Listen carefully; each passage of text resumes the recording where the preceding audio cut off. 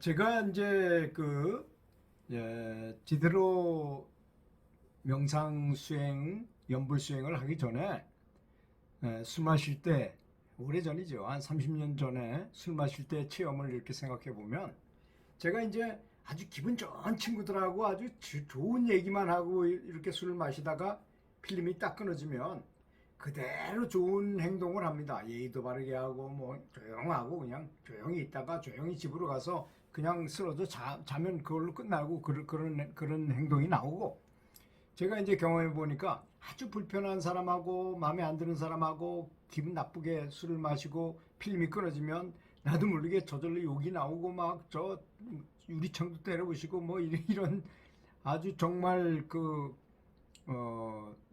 힘든 불편한 상황을 맞게 이렇게 되더라고요. 그런 경험이 있습니다.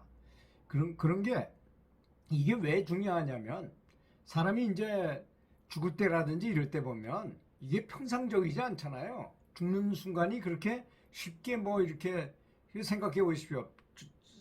정신이 그대로 있는 상태에서 몸이 점점 이렇게 이제 망가져 가지고 이제 가고 있어요. 그러면 제일 먼저 생각나는 거는 내 재산 두고 간 거, 내 지위, 내 돈, 뭐 내 가족들, 내 친구들하고 헤어지는 그런 고통 속에 깊이 이렇게 빠져가지고 고통스러워 한다고 그럽니다. 그러다가 이제 더 몸이 안 좋아지게 되면 뭐 남 생각할 새가 있어요. 내 발등에 불이 떨어졌는데 자기만 생각하고 하는 때가 온대요. 그러다가 이제 필름이 딱 끊어진다 이거죠. 그러면 술 마시고 필름이 끊어진 거하고 비슷한 거예요. 그래서 그런 순간에도 연불을 계속 할 수 있는 습관을 완벽하게 몸속에 저장을 해놔야만 나도 모르게 튀어나오는 게 연불이죠. 그때서야 그렇게 만들어야 돼. 자동 실행되도록 만들어야 된다는 것입니다. 어떤 불편한 환경에서도, 어떤 어려운 환경에서도 저절로 연불이 나오도록, 연불이 계속 부처님을 생각하고 부처님과 같은 생각을 가지고 그대로 죽으면 좋은 곳으로 태어나고 뭐 극락왕생도 상품 상생으로 갈 수 있게 되는 것이죠. 근데 이제 그렇지 못하고 내가 빚을 많이 그렇게 되면 빚이 많이 모이는 것이거든요. 사실 모든 수행은 사실은 빚을 모으는 겁니다. 이제 영안이 열려서 보지 못해서 그럴 뿐이고, 어떤 사람은 기라고 표현하기도 하고 뭐 여러 가지로 표현하죠. 어떤 사람은 눈으로 보여지는 빛이다 이렇게 말도 하고, 어떤 사람은 전기처럼 짜릿짜릿한 느낌이다, 여러 가지 말 아주 느낌이 많죠. 어떤 사람은 향기로 느껴지고, 내가 아주 경지가 높아지고 좋은 상태에 가니까 불보살의 부처님의 향기가 나더라, 뭐 향기를 가지고 판단하기도 하고, 또 어떤 사물을 보면 빛이 나요, 그런 거 가지고 판단하기도 하고 합니다. 그렇지만 모든 것은 결국은 빛입니다. 왜 그러냐? 우리 영혼 자체가 빛이기 때문인 것이죠. 우리가 몸에 이 안에 들어가서 그냥 살고 있을 뿐이지만 원래는 빛이잖아요. 그래서 항상 빛을 키워나가는 거예요. 점점점. 그러면 사람마다 다 같은 줄로 알고 있어요, 사람들은. 근데 전혀 그렇지 않습니다. 수행을 전혀 하지 않고 그냥 막행막식을 하고 그냥 재미있는 인생만 그냥 편하게 산 사람은 하나의 점에 불과해요. 이런데 이 에너지 센터가 흑점, 검은 점에 불과하다는 것입니다. 이건 제가 만들어낸 것이 아니고 투시하는 학생들에게 보라 그랬더니 누구나 그렇게 말을 하더라고요. 그래서 수행을 해서 연불을 한다거나 뭐 여러 가지 참선을 한다거나 기도를 열심히 한다거나 하면 이게 빛이 생겨요. 이 차크라라고 말하는 에너지 센터에, 영적인 중추에 빛이 생깁니다. 이 빛이 점점 더 커져가지고 이렇게 결국은 이제 좀 이 정도 된 사람은 아라한이라고 말하고, 더 크게 되면 부처님처럼 해서 부처나 뭐 그리스도나 이런 급이 되는 것이죠. 부처님하고 예수님하고 그리스도급하고는 비슷하더라고요, 그 수준이. 단지 이제 부처님은 5세계 광환이고 예수님은 하얀 은백색의 광환이, 좀 광환은 다르더라 이거죠. 그래서 뭐 그건 어떤지를 잘 모르겠고 그 점에 있어서는 하여튼 빛을 많이 모는다는 게 굉장히 중요하다 이런 얘기입니다. 그래서 그런 죽음의 순간이 왜 중요하겠습니까? 사람이 이제 몸에 살고 있다가 몸에서 이제 빠져나가는 순간이잖아요. 그래서 이제 영혼의 상태로 가는 상태예요. 그때 잘하면 본래의 고향으로 돌아갈 수 있고 잘못하면 지옥 악의 축생으로 빠진다 그랬잖아요.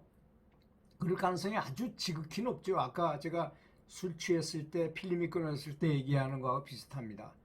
자기가 했던 습관대로 가는 거예요. 습관대로 찾아가기 때문에 아주 중요한 것이죠. 그래서 항상 연부를 해야 된다는 거. 연부를 항상 하고 있으면 그런 일이 있을 사이도 없이, 몸이 아플 사이도 없이 부처님들이 나타나서 반야용선에 태워서 그대로 극락으로 모시고 간다는 거죠. 그래서 열심히 수행한 사람은 상생 상품, 아주 겨우 극락에 간 사람은 하품 하생에 태어난다는 거예요. 차이는 정말 하나 엄청난 차이죠. 그래서 항상 연부를 하고 수행을 해서 언제 어느 때 죽더라도 바로 본래의 고향으로 돌아갈 수 있도록, 그래서 사람들이 죽으면 돌아간다고 말하니까 정말 돌아가야 될 거 아니겠습니까? 그래서 이제 그 어떤 사람은 그런 걸 가르쳐 줬는데도 불구하고 깨달은 스승이 아주 완벽하게 그걸 가르쳐 줬는데도 그걸 잊어버려요. 그리고 하질 않아 평상시에. 그러면 아무런 소용이 없는 거죠. 근데 중요한 건 뭐냐? 죽을 때 되면 영안이 지금 우리가 살아있을 때보다 최소한도 9배는 더 영이 맑아져요. 정신이 더 똑똑한 사람이 된다 이거죠. 그때 가서 엄청난 후회를 하게 됩니다. 내가 이렇게 좋은 것을 받았는데도 불구하고 내가 수행을 안 했구나. 그때 가서 땅을 치고 후회하게 되죠. 닭똥 같은 눈물을 뚝뚝 흘리면서 내가 왜 그랬던가 하지만 몸이 없으면 수행을 할 수가 없어요. 참 안타까운 순간입니다. 그때는 늦었어요, 이미.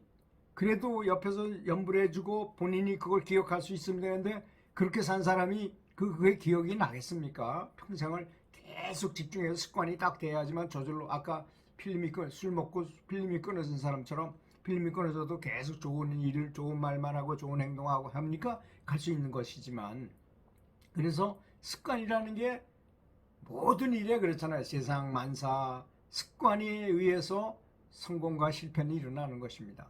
그래서 그런 얘기가 있었죠. 소크라테스가 손을 이렇게 떨어뜨리는 훈련을 하루에 300번씩 하면 건강에도 좋고 몸에 굉장히 좋다 해가지고 가르쳐 주니까 제자들이 이건 너무 쉽잖아요. 손을 힘 빼고 척 떨어뜨리기만 하면 되는데. 그래서 1년 후에 소크라테스가 제자들을 모아놓고 물어봤어요. 계속 한 사람이 있냐 그랬더니 단지 플라톤만 계속 그걸 했다는 것이죠. 그래서 어떤 법을 가르치든 간에 좋다고 생각되는 법을 가르쳐 줬으면 정말 열심히 해가지고 그 성과를 얻어내야만 정말 근심 없고 정말 자유자재한 그런 정말 인간으로서 최고의 경지를 얻는 사람이 될 수 있을 것이라고 믿습니다. 여러분 열심히 연불하셔가지고 좋은 성과가 있기를 바라겠습니다. 감사합니다.